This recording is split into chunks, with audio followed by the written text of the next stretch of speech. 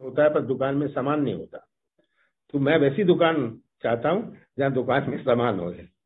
समझ गए ना मैं क्या कहना चाह रहा हूं? इसके बाद ग्वालियर हलचल से प्रदीप मंधारे जी, आप अनम्यूट करिए अपना।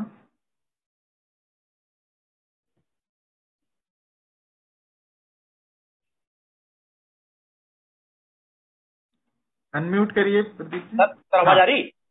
हाँ, आ रही है जी, सवाल करिए। हेलो सर, आवाज आ रही? आपकी आवाज आ रही है, आप सवाल करिए। आपकी लाल कमीज दिख रही है, आपकी अच्छी लाल कमीज दिख रही है। सर नमस्कार, मैं ग्वालियर हलचल से प्रदीप पांडे। हाँ। मेरा सवाल है, अभी आपने कहा कि आपको सच्चाई का जानकारी सामने लाना चाहिए। मेरा एक सच्चाई वाला सवाल यह है कि मध्य प्रदेश कांग्रेस में क्या एक व्यक्ति एक पद सिद्धांत के लागू होने से क्या मध्य प्रदेश में कांग्रेस मजबूत हो सकती है? क्योंकि अभी आपके पास 2 पद हैं, आप नेता प्रतिपक्ष भी हैं, आप पीसीसी अध्यक्ष भी हैं। देखिए, ये तय होगा दिल्ली से। मैंने कोई किसी पद के लिए अप्लाई नहीं किया था। जब मैं अध्यक्ष भी बना 1 मई 2018 को, मैंने अप्लाई नहीं किया था किस पद के लिए। मैंने मुख्यमंत्री बनने के लिए अप्लाई नहीं किया था। मैं तो दिल्ली में संतुष्ट था। मुझे जो जिम्मेदारी दी जाती है मैं उसे निभाता हूँ। अब 1 पद होए 2 पद होए, ये सब टेक्निकल बातें हैं। ये टेक्निकल बातें हैं और इसमें एक सिद्धांतिक रूप से फैसले किए जाते हैं। आज अधीर चौधरी हमारे प्रतिपक्ष का नेता लोकसभा में है और बंगाल का अध्यक्ष है।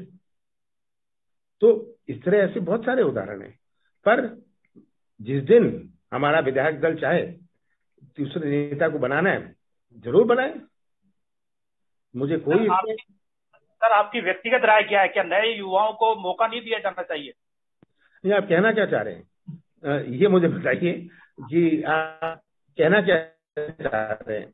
आप किसी की वकालत करना चाह रहे हैं? पर लेकिन ये है कि सबको मौका मिलना चाहिए, पर ये मौका इच्छा से नहीं होता। ये मौका विधायक दल तय कर ले। मैंने तो विधायक दल से ये, जब मेरी लास्ट मीटिंग हुई थी, मैंने कहा भाई आप दूसरा नेता चुन लीजिए।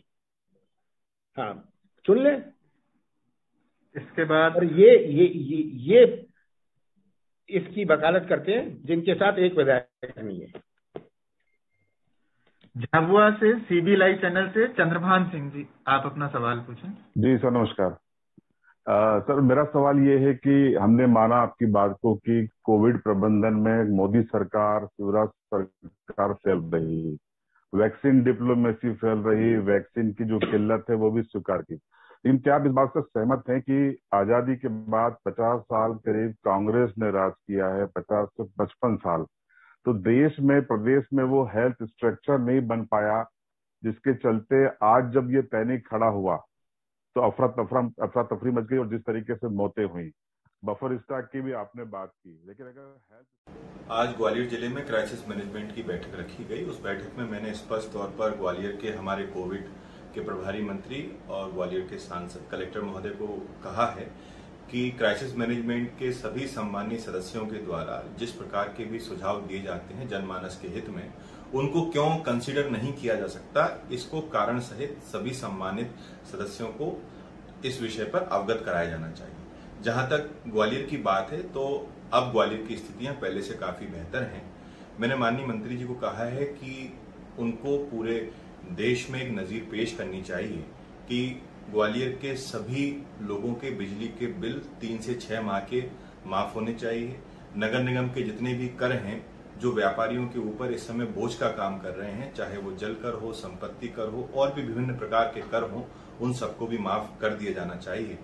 ग्वालियर की स्थिति अब बेहतर है तो व्यापारियों को भी कोविड के जो भी प्रोटोकॉल है उसके पालन के साथ अपनी दुकानें, अपना व्यवसाय करने की अनुमति दी जानी चाहिए। जहां तक बात शॉपिंग मॉल्स की और जिम की है, कोचिंग संस्थानों की है, तो उसमें भी मैंने बहुत विनम्रतापूर्वक कहा है कि आपको इसको भी कम कैपेसिटी के साथ शुरुआत कर देनी चाहिए। सबसे महत्वपूर्ण जो विषय था, जैसा कि मध्य प्रदेश के माननीय मुख्यमंत्री जी की ये मंशा है कि जिन लोगों ने अपने परिवारजनों को कोविड के कारण खोया है उन सबको सरकार की तरफ से आर्थिक सहायता मिलेगी। पर उसमें जो सबसे बड़ी अड़चन आ रही है कि जिन लोगों की मृत्यु कोविड के कारण हो रही है उनके मृत्यु प्रमाण पत्र पे उनके जो अस्पताल से उनको सर्टिफिकेशन मिलता है उसमें कहीं भी इस बात का जिक्र नहीं होता कि इन लोगों की मृत्यु कोविड के कारण हुई है। मैंने कलेक्टर महोदय से कहा है कि उन्होंने ग्वालियर में जितने भी कोविड के अस्पताल बनाए थे जिनमें जो भी पेशेंट भर्ती हुआ वो इसी कारण भर्ती हुआ कि वो कोविड पॉजिटिव था। जितने भी ऐसे लोगों की मृत्यु हुई है, ऐसे अस्पतालों में जितने भी लोगों की मृत्यु हुई है, उन सभी को कोविड के कारण उनकी मृत्यु को प्रमाणित किया जाए, जिससे से ज्यादा लोगों को शासन की योजना का लाभ मिल पाए। इसके अलावा जिस प्रकार से राशन के लिए हाहाकार मचा हुआ है, गरीब लोग परेशान है, आम जनता परेशान है, पिछले 5-6 दिन से सरकार का पोर्टल नहीं खुल रहा है, कई सैकड़ा लोग जनमित केंद्रों पर लाइन लगा के खड़े हुए हैं। इसमें भी मैंने अनुरोध किया है कि कैसे भी करके इसका भी समाधान हो और पोर्टल को जल्द से जल्द खोला जाए।